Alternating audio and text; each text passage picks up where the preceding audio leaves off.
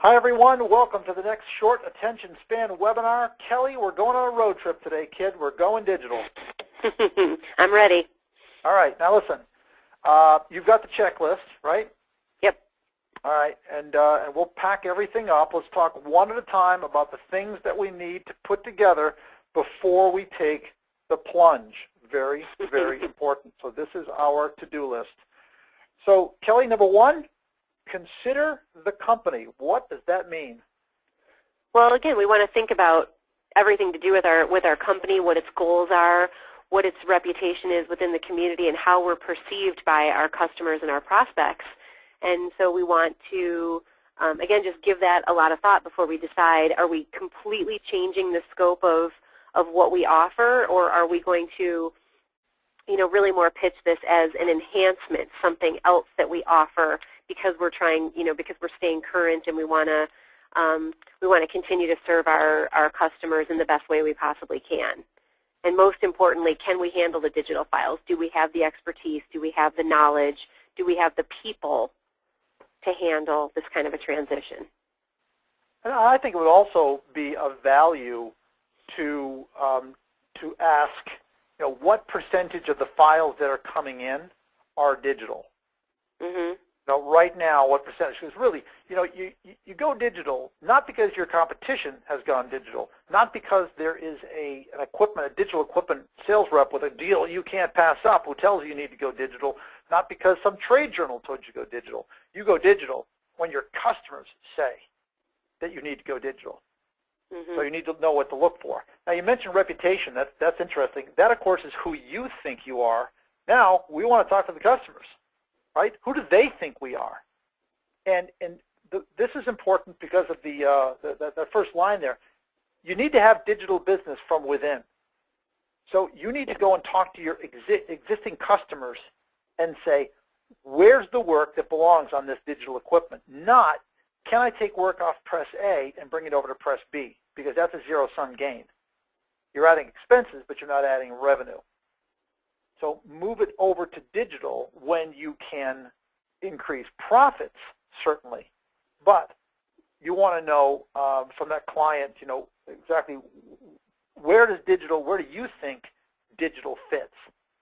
Now, in your sales experience, when you were selling digital and variable, and you're having that conversation with a customer of this is what digital is and this is where, how much of this is an education process?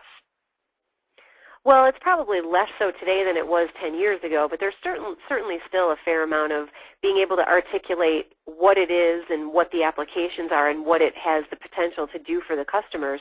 And what I like to lead with, especially when you're talking about existing commercial printing customers that you're helping to enhance or offer them something new, is to use what-if statements, what-if questions. What if we were able to ... and find out. And so you're kind of leading them down that path a little bit, but you're saying, what if we were able to help you target with, some lists and some specific, one-to-one communications and things like that. And then you have to be quiet and let them start spinning their own wheels to say, oh, well, we could do this, this, and this. Maybe they involve other people. They involve marketing, business development. And so you're creating the need within them by kind of provoking these kinds of discussions and these kinds of thoughts. But those two words that you just used are huge. What if? Mm-hmm. What if we could do this? What if I had this capability? What if you had this information? That's huge.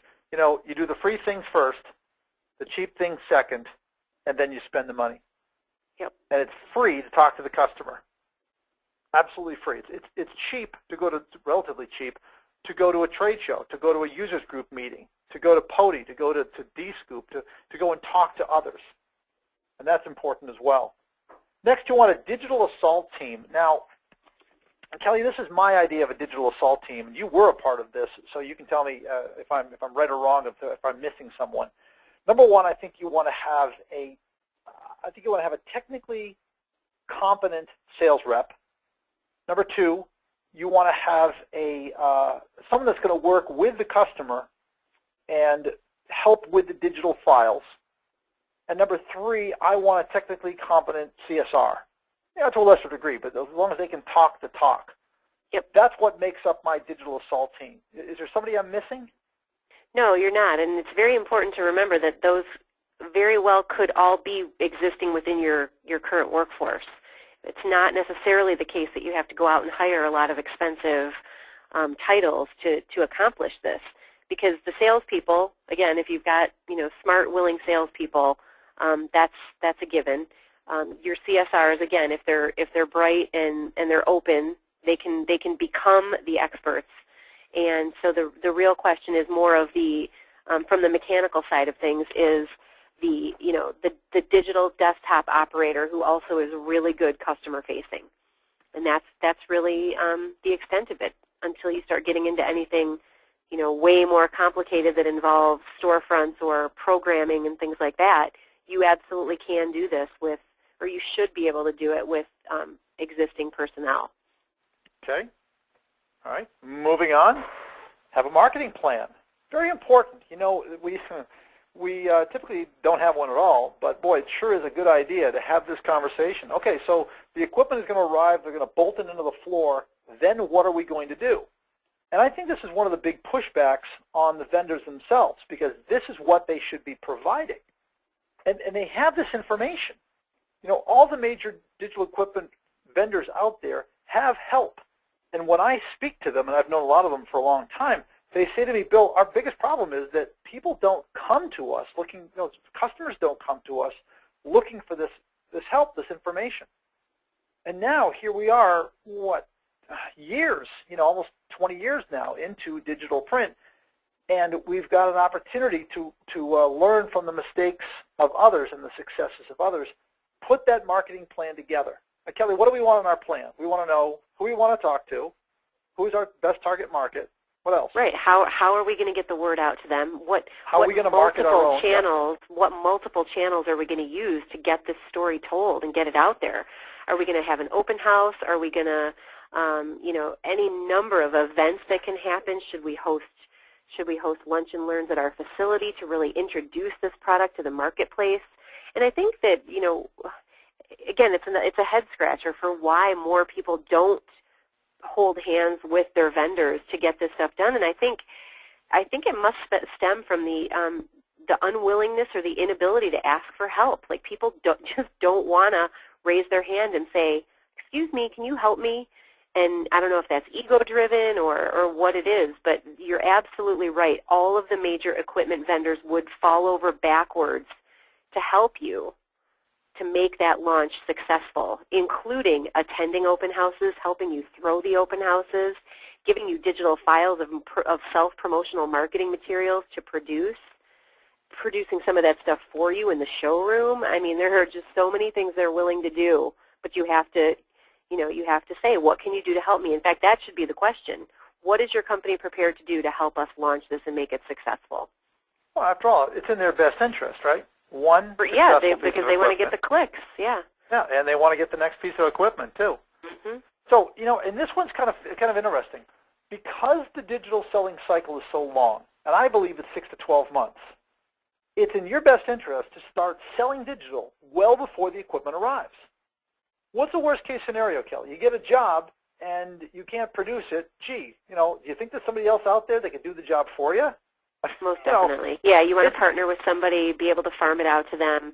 And then again, possibly even, depending on whether you've already signed a contract for the equipment, the vendors, in many cases, will run jobs for you in the showroom. Yep. So. Now, then and only then do you have Bill and Kelly's permission to go talk to the digital vendors. So and you need a written note, and we're going to pin your mittens to your sleeves.